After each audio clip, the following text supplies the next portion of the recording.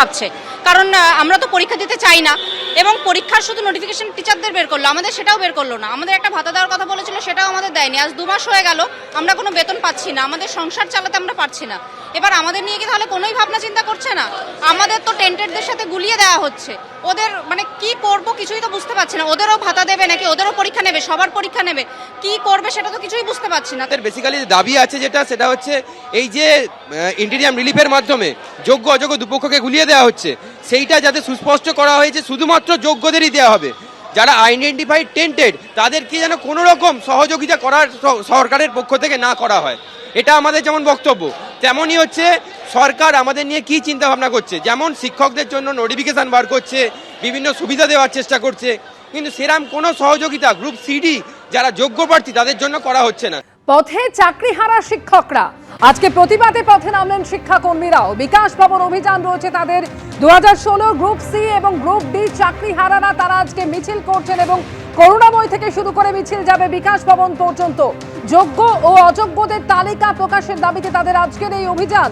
যোগ্যদের স্কুলে ফেরাতে হবে, এই দাবিতে করুণাময় থেকে বিকাশ ভবন পর্যন্ত অভিযান করছেন তারা। যে মিছিল ইতিমধ্যেই শুরু হয়েছে শিক্ষাকর্মীদের এই মিছিল। নতুন করে পরীক্ষায় বসতেও নারাজ গ্রুপ সি এবং গ্রুপ ডি চাকরিহারারা এবং তাদের এই দাবিগুলিকে সামনে রেখে তারা আজকে পথে নেমেছেন। 2016 গ্রুপ সি এবং গ্রুপ ডি চাকরিহারারা আজকে মিছিল করছেন তারা।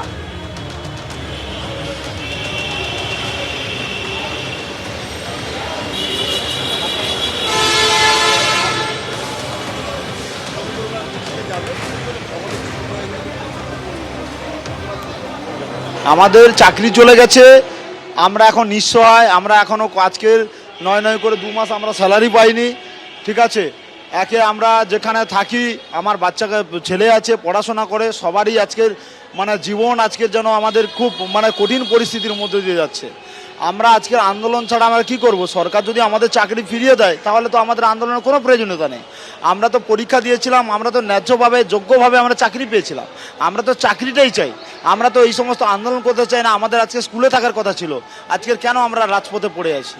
সরকারের সমস্ত পদাধিকারিক ব্যক্তি এবং মাননীয় মুখ্যমন্ত্রী থেকে শুরু করে সকলেই তাদের ড্রাইভারকে ঠেলে দেওয়ার চেষ্টা করছে বা ড্রাইভারকে ফেলে দেওয়ার চেষ্টা করছে। কারণ তারা হিসাবে বলছে কি যে ভারতীয় নাগরিক হিসাবে নাকি সুপ্রিম কোর্টের যে রায় বা ভার্ডিক্টকে প্রত্যেকের মানা উচিত, তাই ওনারাও সেই ভার্ডিক্টকে মানছেন। তাহলে ভার্ডিক্টকে যদি মানতেই হয় তাহলে ভার্ডিক্টের ওয়ার্ড টু ওয়ার্ড প্রত্যেকটা জিনিসকেই মানতে হবে। আপনার যে জায়গাটা মনে হচ্ছে বা যে প্যারাগ্রাফটা মনে হচ্ছে যে তাদের জন্য সুবিধাজনক, শুধু সেই প্যারাগ্রাফটা বা সেই জায়গাটা আপনারা নেবেন, বাকি জায়গাগুলোকে আপনারা নেবেন না বা বাকি সেই জায়গাগুলোকে আপনারা দেখবেন না, সেইটা তো করা ঠিক নয়। যোগ্যদেরকে বলা হচ্ছে যে আপনারা পরীক্ষায় অংশগ্রহণ করবেন, তাই যোগ্যদের যে লিস্টটা হবে সেটা প্রডিউস করছে না। তারপরে হচ্ছে সুপ্রিম কোর্টে যে আমরা পরবর্তী পদক্ষেপে যাচ্ছি, রিভিউতে যাচ্ছি, সেখানে কিন্তু অনেকটা বাধা নিষেধ আসছে। তাহলে আপনি একটা জায়গায় মানছেন, একটা জায়গায় মানছেন না।